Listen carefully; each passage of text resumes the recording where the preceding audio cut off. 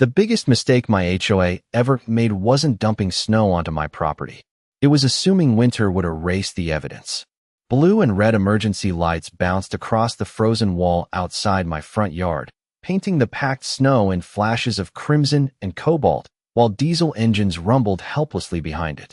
The bitter smell of exhaust mixed with the sharp bite of fresh ice as firefighters, police officers, and city workers stood in the middle of the street, staring at something none of them had ever expected to see. A snow wall nearly 14 feet high stretched along the edge of my property like the side of a frozen fortress. Beyond it, the entire entrance to our subdivision had disappeared beneath drifts that seemed to come out of nowhere. Neighbors who had spent months pretending not to notice what the HOA was doing now stood in expensive winter coats, clutching coffee mugs with shaking hands as they watched city officials measure snow depth and take photographs from every angle. Then someone pointed straight at me. "Did you build this?" one officer asked. I looked at the wall, then back at him without raising my voice. I didn't dump a single shovel of snow onto their street. Every conversation stopped. Even the wind seemed to pause for a second before another gust scattered fine crystals across the frozen pavement. The HOA president, Linda Whitmore, marched toward me wrapped in a spotless white coat that somehow managed to stay cleaner than the snow itself. Her face was flushed with anger, and I could see her boots sinking into the icy slush she insisted somebody else had created. "You planned this," she snapped. "You blocked the neighborhood." I simply watched another city engineer walk past carrying a clipboard while two public works supervisors photographed the layers inside the frozen wall. They weren't looking at me anymore. They were looking at the snow itself. Every layer told a story. Every layer had a date. Every layer had come from exactly the same direction. The metallic scrape of another snowplow echoed somewhere behind the barricade before its engine shut off with an exhausted cough. Nobody could move forward. Nobody could move backward. The only road leading out of the subdivision had become a frozen bottleneck. Linda kept talking, accusing me of everything she could imagine, but I barely heard her. My attention stayed on the survey crew marking measurements with bright orange flags. They were documenting evidence, not damage. There's a difference, and I knew it long before anyone else standing there did. You see, snow melts. That's what everyone believes. Problems disappear with warmer weather. Evidence washes away. Memories fade. Linda had counted on that simple idea all winter long. She thought every mountain of snow her contractors pushed onto my land would vanish before anyone cared enough to ask questions. She never imagined someone would treat every snowfall like another page in a case file. She never imagined someone would understand frozen weight, wind direction, compaction, municipal codes, and patience better than she understood intimidation. Standing there in the freezing morning air with the taste of cold metal lingering every time I breathed, I realized the fight had actually ended long before the first police cruiser arrived. The only thing left was for everyone else to discover how it had started. My name is Ethan Carter, and before any of this happened, the only thing I wanted from life was a little peace at the end of a quiet street. I was 42 years old, a civil engineer who had spent nearly 2 decades designing drainage systems, retaining walls, and municipal infrastructure across the Midwest. Most people hear the word engineer and imagine someone sitting behind a computer all day.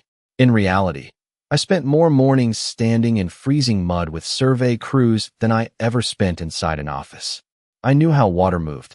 I knew how ice expanded. I knew how wind reshaped snow after every storm. More importantly, I knew that nature always followed the rules, even when people did not. After my father passed away, I sold the family home outside Columbus and bought a modest brick ranch at the end of a cul-de-sac in northern Michigan.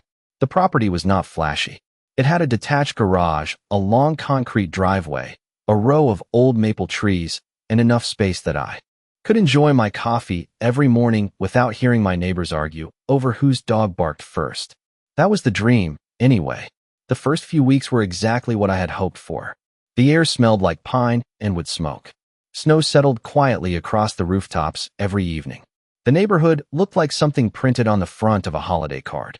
Then I attended my first homeowners association meeting. That was where I met Linda Whitmore. She introduced herself with a smile so polished it almost looked rehearsed. She spoke softly, complimented everyone's decorations, thanked volunteers for keeping the community beautiful, and somehow managed to remind every homeowner that the association expected complete cooperation with winter maintenance policies. At first, I assumed she was simply organized. Every neighborhood has someone willing to keep schedules, coordinate contractors, and answer questions. I respected that. Looking back now, I realize I mistook confidence for fairness. Linda did not see herself as a volunteer. She ruled the neighborhood like it belonged to her family. Every conversation eventually became about authority. Every suggestion became an instruction. Every disagreement somehow ended with someone apologizing to her. I mostly stayed out of it. I paid my dues on time, shoveled my own sidewalks before sunrise, kept my property maintained, and waved politely whenever neighbors passed my driveway. I had no interest in neighborhood politics because I had seen enough real problems during my career to know that mailbox colors and holiday decorations were not emergencies. The first significant snowfall arrived in early December.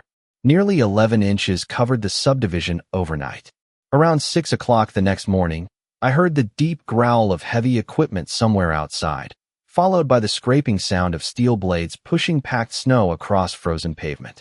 I poured another cup of coffee, looked through my front window, and smiled because I figured the contractors were clearing the streets before everyone left for work.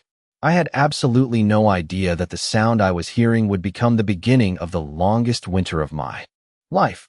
The first morning, I thought it was an honest mistake. When I stepped outside, the cold hit my face hard enough to make every breath sting, and there it was, a mountain of heavy, packed snow sitting across the lower half of my driveway.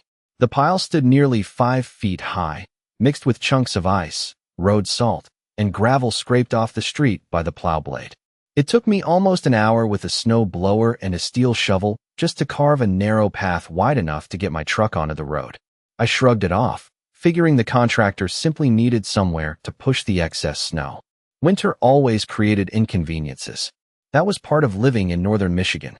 2 days later, another storm rolled through, dropping another 8 inches overnight. Once again, I woke to the low rumble of diesel engines before sunrise. I looked through my kitchen window just in time to watch the neighborhood snowplow angle its blade toward my property instead of the common easement beside the entrance. A white wave rolled across the curb and crashed directly onto my driveway. The driver barely slowed down before continuing down the street. I checked the opposite side of the road. Every other driveway had a small ridge left by normal plowing. Mine looked like someone had dumped half the street onto it. By the third storm, the pattern became impossible to ignore. The contractors always approached from the same direction, lowered the blade at almost exactly the same point, and pushed the largest accumulation toward my lot before clearing the remainder of the street. Even the sound became familiar.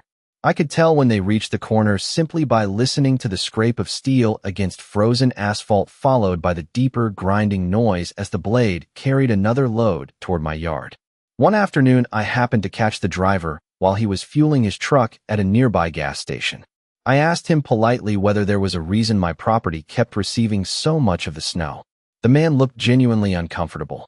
He glanced around the parking lot before quietly saying, "I just follow the route they give me, sir." Before I could ask another question, he climbed back into the cab and drove away. That answer stayed with me. They, not he. A week later, I attended another homeowners association meeting. Linda stood beside a large map of the subdivision discussing snow removal expenses with the confidence of someone presenting a military operation. During the question period, I mentioned that my driveway seemed to be receiving an unusually large amount of snow after every storm. The room became strangely quiet. Linda smiled the same polished smile I had seen before. "Mr. Carter," she said sweetly, "your property sits at the lowest elevation on the street. Snow naturally accumulates there. Our contractor simply clears the roads as efficiently as possible." Several board members nodded without ever looking at me. I knew enough about grading plans to recognize that explanation was nonsense. My property was lower by less than 6 inches, nowhere near enough to determine where a plow pushed snow. As the meeting ended, Linda walked past me and lightly patted my arm.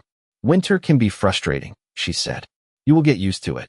The scent of expensive perfume lingered in the hallway long after she walked away, but so did something else. For the first time since moving into that neighborhood, I stopped believing this was carelessness. Someone had made a decision, and every snowfall was following it with remarkable precision. From that morning on, I stopped trying to convince anyone and started paying attention instead. Engineers solve problems by collecting facts before drawing conclusions, and I treated every snowfall exactly the same way I would inspect a construction site after a flood. I mounted a weatherproof camera beneath the corner of my garage where it overlooked the entire driveway. A week later, I installed another camera facing the street from an upstairs window. Neither one was hidden. I wanted anyone driving by to know they were being recorded. It did not change a thing.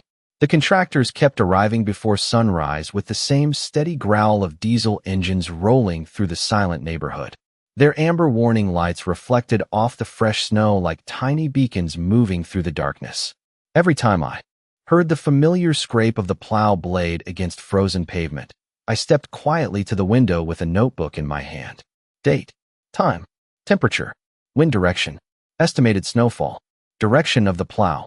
None of it felt dramatic while I was writing it down. It simply became part of my morning routine. My kitchen table slowly disappeared beneath printed weather reports, neighborhood maps, and photographs taken from the exact same angle after every storm. The pattern grew clearer with every page.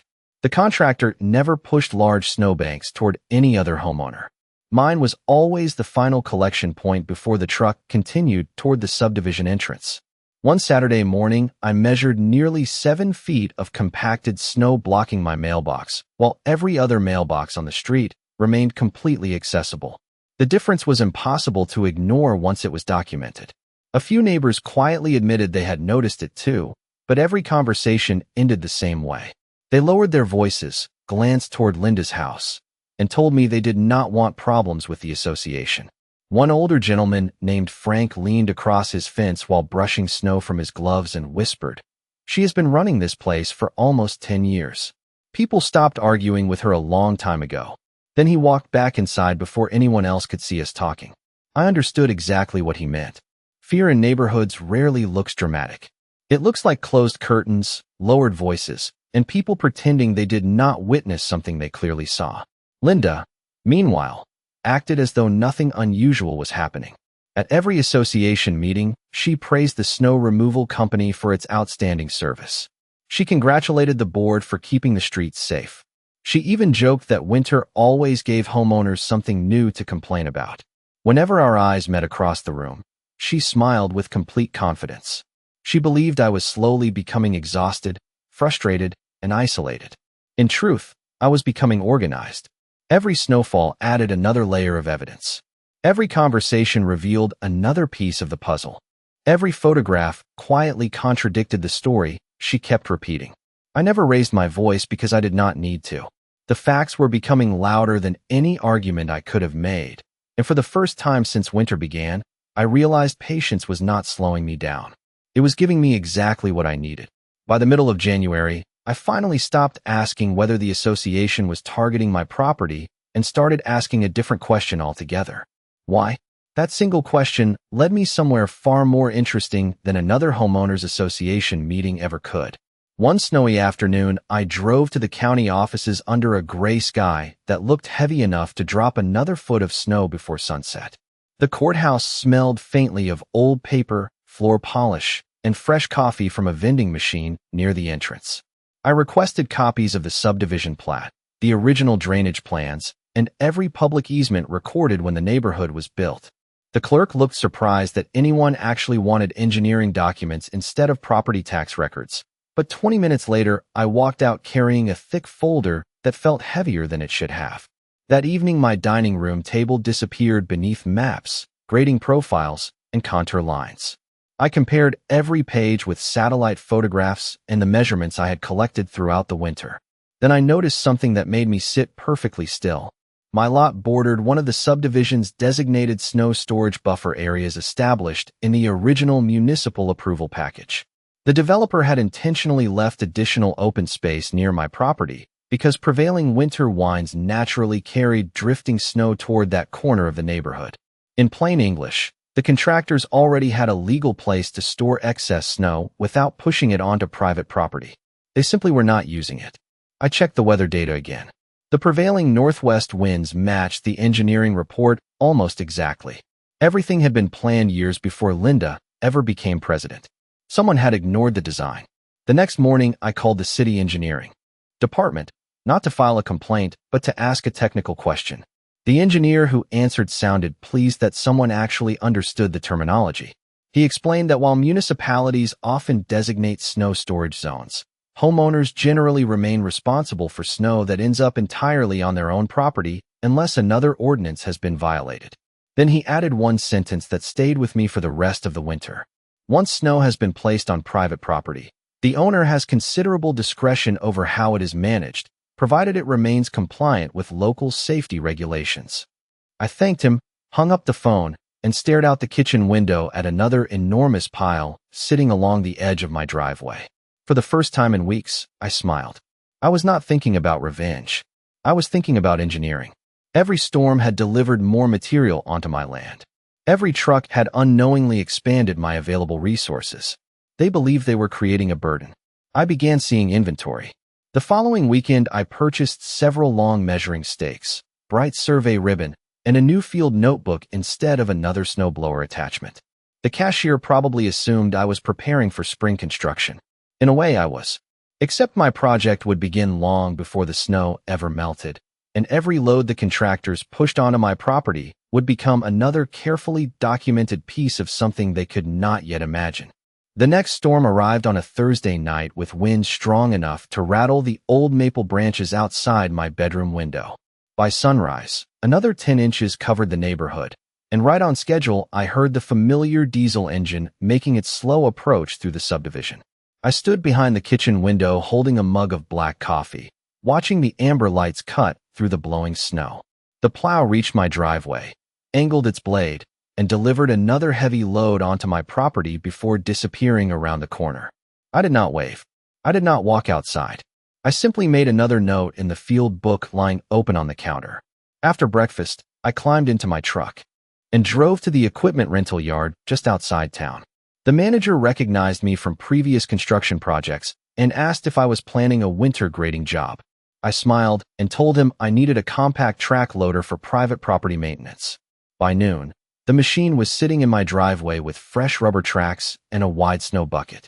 I spent the rest of the afternoon moving snow, but not the way anyone expected. I never pushed a single scoop onto the street. I never crossed my property line. Every bucket stayed entirely within my own lot. Instead of removing the piles, I carefully relocated them farther back toward the edge of my property where the original grading plan naturally rose several feet above the road. Layer by layer, I packed each load into a long, dense ridge. Years of engineering had taught me that freshly fallen snow contains enormous amounts of trapped air. Compress it correctly, allow overnight temperatures to freeze each layer, then repeat the process after every storm, and the structure gradually transforms into something far stronger than most people imagine. Every evening, I measured height, width, and density before placing another survey marker along the alignment. From the street, it probably looked like I was simply organizing snowbanks. Only I knew I was following a design. Linda noticed the equipment almost immediately. 2 days later, she stopped beside my driveway in her sport utility vehicle and rolled down the window just enough to speak. "Planning quite the project?" she asked with that familiar polished smile. I nodded toward the growing ridge. "Just managing the snow on my own property." She glanced at the compacted bank, shrugged, and drove away without another word. That told me everything I needed to know. She never questioned why there was so much snow sitting on my land because she already knew exactly how it had gotten there. February settled into its usual rhythm. Another storm, another delivery, another carefully compacted layer. The ridge slowly became taller than the fence behind it, then taller than the hood of my truck, then nearly level with the lower branches of the maple trees. Every freezing night strengthened what I had built. Every warm afternoon barely softened the outer surface before another hard freeze locked everything together again. My cameras kept recording. My notebook kept growing thicker. The contractors continued following the same route without realizing they were supplying the raw materials for something far larger than a snowbank. They believed winter was slowly wearing me down. In reality, every storm was bringing me one step closer to finishing exactly what they had spent the entire season helping me build. The forecast arrived 3 days later, and for most people it was just another winter weather alert scrolling across the bottom of the evening news. For me, It looked like the final page of a blueprint falling perfectly into place. The National Weather Service predicted more than 16 inches of snow accompanied by sustained northwest winds exceeding 30 miles per hour. I had already seen those numbers before. They matched the prevailing wind studies buried inside the original subdivision engineering report almost perfectly. I spread the report across my dining room table beside my weather logs and quietly traced the contour lines with my finger. If the forecast held, the wind would strike my property exactly the way the original developers had anticipated decades earlier. The only difference was that nobody had expected a 14-foot wall of densely compacted snow to be standing there. The storm reached us just before midnight. I lay awake listening to the sound every Midwestern homeowner knows by heart. Wind pressing against the windows, tree branches creaking under fresh weight, and tiny pellets of ice tapping against the glass with steady determination. Before dawn, I stepped onto my front porch. The cold felt sharp enough to sting inside my lungs. Fine snow raced across the road in long white ribbons before slamming into the frozen ridge I had spent weeks constructing. Instead of crossing my property, the wind lifted the loose snow high into the air, curling it upward before dropping it back toward the subdivision entrance. It was almost beautiful to watch. Nothing exploded. Nothing collapsed. Nature simply followed the easiest path available. Hour after hour, drifting snow accumulated where the airflow slowed behind the barrier. By late morning, the entrance road had narrowed dramatically. By afternoon, several vehicles struggled to reach the main intersection despite the contractors making repeated passes with their plows. Every time they cleared one section, the wind quietly filled it again within minutes.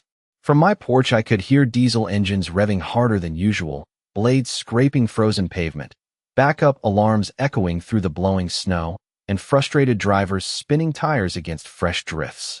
Then I noticed something almost unbelievable. The same contractors who had spent 2 months delivering snow onto my property were now fighting snow that kept returning to the exact same stretch of roadway. They were working against physics instead of with it. Linda drove through the neighborhood several times that afternoon, stopping to speak with contractors before moving farther down the street. Even from a distance, I could tell she was growing increasingly frustrated. She looked repeatedly toward my property, then back at the road, as though searching for an explanation that refused to appear. I remained exactly where I was, holding a cup of coffee that had long since gone cold, while quietly observing everything unfold. My cameras recorded every passing truck. My weather station logged every shift in wind speed and direction. My notebook gained another page filled with times, temperatures, and observations. I never touched the road. I never moved snow beyond my property line.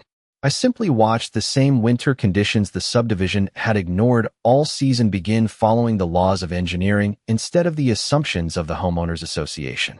As darkness settled over the neighborhood, emergency vehicles began appearing at the subdivision entrance, their flashing lights reflecting across the blowing snow, and I realized the final chapter had just quietly begun.